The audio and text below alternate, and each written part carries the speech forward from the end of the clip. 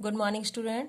मैं Rashmi Dubey from SKLGD public school class 9th में second chapter आपका ग्रामर में समास। आज आप समास के बारे में जानेंगे। समास क्या होते हैं? समास दो या दो से अधिक शब्दों के मेल से जो नया शब्द बनता है उसे समस्त पद कहते हैं। इस मेल की प्रक्रिया को क्या कहते हैं? समास कहते हैं। इस मेल की जो प्रक्रिया होती है उसे हम समास कहते हैं। जैसे देशवासी, देश का वासी। इसी तरह से समास का विग्रह। विग्रह क्या होता है? समास विग्रह में समस्त पद को पृथक पृथक करके लिखने की प्रक्रिया को समास विग्रह कहते हैं। यानी अलग अलग करके पद जो मिला है उसको अलग अलग करके जब हम लिखेंगे उस प्रक्रिया को हम समास विग्रह कहेंगे। जैसे रोग मुक्त। रोग, यहाँ दो देखिए, दो पद मिले हैं आपको, रोग और मुक्त। अब यहाँ भी एक ही है, ये एक शब्द बन गया है रोग मुक्त, लेकिन हमने इसको अलग अलग किया तो क्या बन गया? रोग प्लस मुक्त। तो जब हम इसको विग्रह करके लिखेंगे तो इस प्रकार लिखेंगे, रोग से मुक्त। इसी प्रकार से देश प्रेम, यानी देश के लिए प्रेम, यह विग्रह करके लिखा है आपने। तो दो पद मिले, यानी हमें जो पद मिला है उसको विग्रह करके लिखेंगे तो इस प्रकार से लिखेंगे, देश के लिए प्रेम। धनहीन, धन से हीन। ऐसे ही आपका आया सेना नायक, सेना का नायक। अब देखिए समास, समास कितने प्रकार के होते हैं? समास 6 प्रकार के होते हैं। सबसे पहला है हमारा तत्पुरुष समास, दूसरा कर्मधारय समास, तीसरा द्विगु समास, चौथा है हमारा द्वंद्व समास, पांचवा बहुब्रीहि समास और छठवां है आपका अव्ययीभाव समास। ये 6 प्रकार के समास होते हैं। अब पहला हमारा तत्पुरुष समास क्या होता है? तत्पुरुष समास वह होता है जिसमें विभक्तियों का लोप हो जाता है। विभक्तियां होती का, की, से, के, लिए, ये विभक्तियां जो आपने पढ़ी हैं छोटे क्लासों में, उन्हीं विभक्तियों का इस समास में क्या होता है? लोप हो जाता है। जिस समास में उत्तर पद प्रधान तथा पूर्व पद गौड़ होता है और विभक्ति का लोप हो जाता है। लोप हो जाता मीन्स गायब हो जाती है। तो वहां पर कौन सा समास होगा? हमारा तत्पुरुष समास होगा। तो जिस समास में उत्तर पद प्रधान तथा पूर्व पद गौड़ होता है और विभक्ति का लोप हो जाता है उसे हम तत्पुरुष समास कहते हैं। जैसे स्वर्ग प्राप्त। यहाँ देखिए, यहाँ विभक्ति नहीं है, लेकिन जब हम इसका विग्रह करेंगे तो आ जाएगा स्वर्ग को प्राप्त। इसी प्रकार से राजकुमार, राजा का कुमार। जल प्रभा, जल का प्रभा। दान वीर, दान में वीर। अब यहाँ पर ये देखिए, ये विभक्तियां आ गई, लेकिन जब हमने इसमें देखा तो तत्पुरुष समास में क्या था? विभक्ति का लोप। यहाँ कोई विभक्ति नहीं थी, लेकिन विग्रह किया तो ये विभक्ति आपको नजर आई।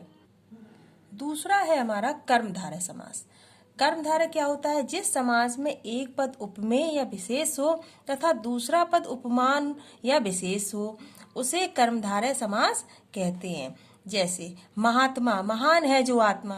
देखिए, इसमें सबसे समझने वाली बात क्या है? कर्मधारय समास में विशेष की विशेषता के बारे में बताया जाता है। यानी विशेष की, कोई व्यक्ति है, कोई वस्तु है, उसकी विशेषता के बारे में बताया जाता है तो वो हमारा कर्मधारय समास होता है। जैसे महात्मा, तो महान है जो आत्मा। आत्मा तो सभी हैं, लेकिन क्या है? आत्माओं में वो क्या है? महान है। यानी विशेष की विशेषता बताई जा रही है। यहाँ विशेष से क्या है? आत्मा, लेकिन इसकी विशेषता क्या है? महान। वो आत्मा कैसी है? महान है। इसलिए यहाँ पर कौन सा समास हो गया? कर्मधारय समास हो गया। नील गाय, गाय तो सभी हैं, लेकिन इस गाय की क्या विशेषता है? ये कैसी है? नीली है, इसलिए इसको नील गाय कहा गया। तो नीली है जो गाय। इसको विग्रह करने का भी देखिए आप, जब विग्रह करेंगे तो हम इस प्रकार करेंगे, नीली है जो गाय। ऐसे ही देखिए काली मिर्च, काली है जो मिर्च। मिर्च तो होती है, बहुत तरीके की मिर्च होती है, लेकिन इस मिर्च की क्या विशेषता है कि ये मिर्च कैसी है? काली है। यानी विशेष की विशेषता के बारे में जहाँ वर्णन किया जाता है, जहाँ आपको ऐसा लगता है विशेष की विशेषता बताई जा रही है, वहाँ हमारा कर्मधारय समास होता है।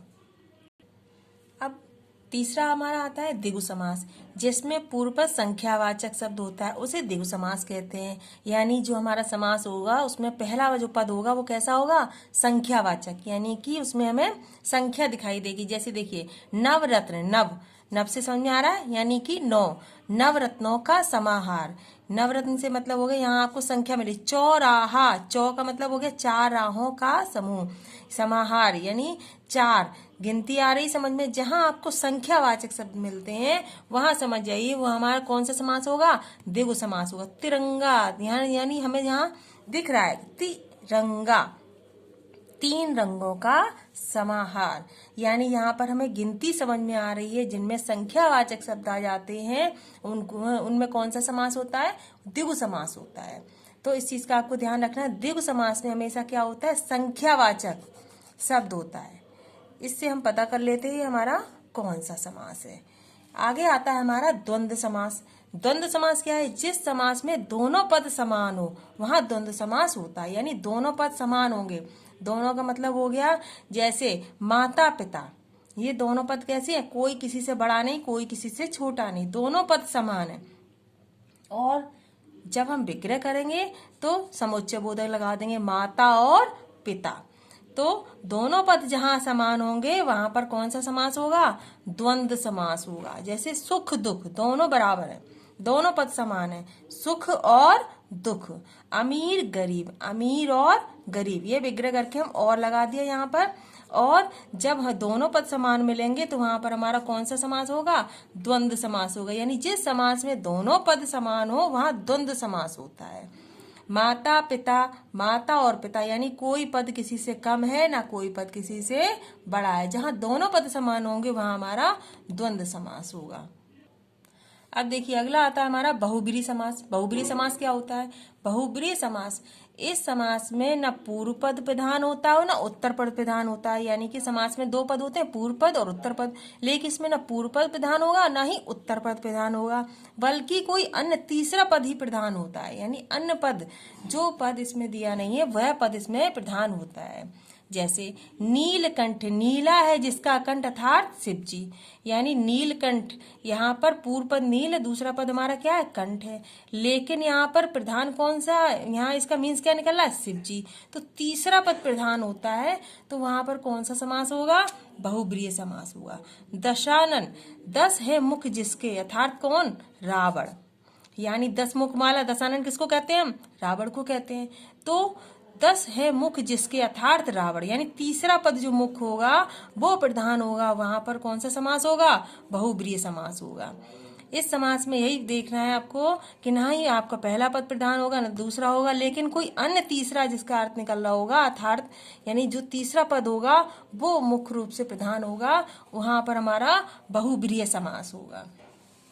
अब सबसे अंतिम हमारा आखिरी आ जाता है अव्ययी भाव समास।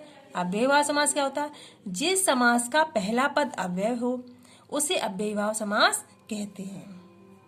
उसे अव्ययी भाव समास कहते हैं। जिस समास का पहला पद अव्यय हो उसे अव्ययी भाव समास कहते हैं। इसका पहला पद प्रधान होता है, इसके प्रारंभ में अव्यय होता है। यानी अव्यय क्या होते हैं? अव्यय होते हैं जिन पर कोई भी क्रियाक्रम का कोई भी प्रभाव नहीं पड़ता है। जैसे दिनों दिन, दिन ही दिन में, यथा नियम यानी नियम के अनुसार, भर पेट, भर पेट, तो पेट भरकर। तो यहाँ पर क्या हो गया? ये वो हो गए जहां पर कि जिस समास में पहला पद अव्यय हो उसे अव्ययी भाव समास कहते हैं। यानी कि कोई भी लिंग वचन कर्ता कारक का उस अव्यय पर कोई भी प्रभाव नहीं पड़ता। अव्यय होते हैं जिन पर कोई लिंग वचन कर्ता कारक का प्रभाव नहीं पड़ता है। और इसका पहला पद क्या होता है? पहला पद इसका प्रधान होता है। इसके प्रारंभ में अव्यय होता है, यानी जो प्रारंभ में होगा उस किससे होगा? अव्यय से होगा। जैसे देखिए एग्जाम्पल में दिनों दिन, दिन ही दिन में, यथा नियम, नियम के अनुसार। ये आपका सबसे आखिरी है अव्ययी भाव समास। अब सभी समास आप लोग एक बार बुक से रीड करेंगे, अच्छे से समझेंगे। जो समझ में नहीं आएगा वो आप लोग पूछ सकते हैं और इनको याद भी करना है आपको। और इनकी जो एग्जाम्पल उदाहरण दिए हैं वो और भी प्रैक्टिस कीजिए। और भी बहुत सारे एग्जाम्पल हैं जो आप लोग करेंगे और जो समझ में नहीं आए वो आप लोग ग्रुप में पूछ सकते हैं।